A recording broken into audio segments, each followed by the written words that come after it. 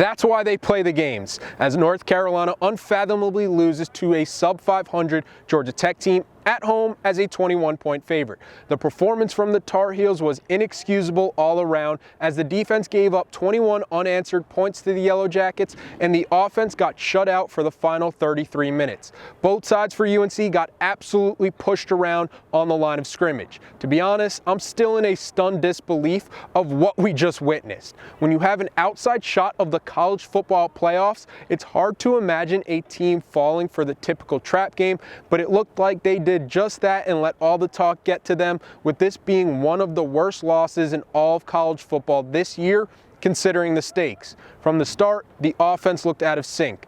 Coming into this game as my favorite for the Heisman, Drake May finally had his moment of looking the part of a freshman quarterback. He entered the day tied for the lead in the FBS with touchdowns thrown, and Georgia Tech found a way to keep him out of the end zone entirely, as he completed just 53% of his passes for a season-low 202 passing yards and an interception. He had thrown 195 passing attempts between that interception late in the third quarter and his last one at Miami. However, he was not helped out by drops by his receivers, where I lost count at how many catchable balls wound up hitting the turf, including the final one by Josh Downs that would have given UNC its lead back.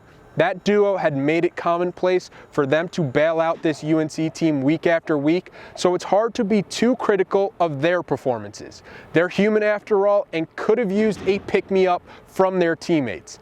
They didn't get that. To make the leap to a great team, this team needs to cut out the plays that make you question their overall discipline. There was an unnecessary roughing penalty on Corey Gaynor when the team finally started getting in a rhythm, a holding penalty on Bryson Nesbitt that brought back a 68-yard rushing touchdown by Elijah Green, and lastly, a 3rd and 4 play late where Cam Kelly's first 6 steps were up the field instead of simply doing his job and covering his flat responsibility. Using this as a teaching moment for UNC, you have to realize you don't always need the home run play.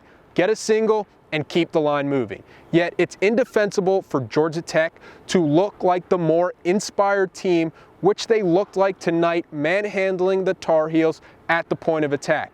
That's not a good sign with the physicality that both the NC State and Clemson game will bring. Offensively, they desperately need to get Antoine Green back, and defensively, they need to look in the mirror and figure out how they lost to a team that was playing for punts.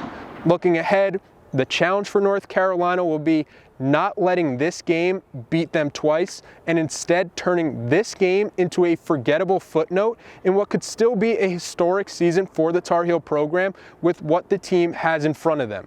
From a frigid Kenan Stadium, I'm Taylor Vippolis, signing off for Inside Carolina.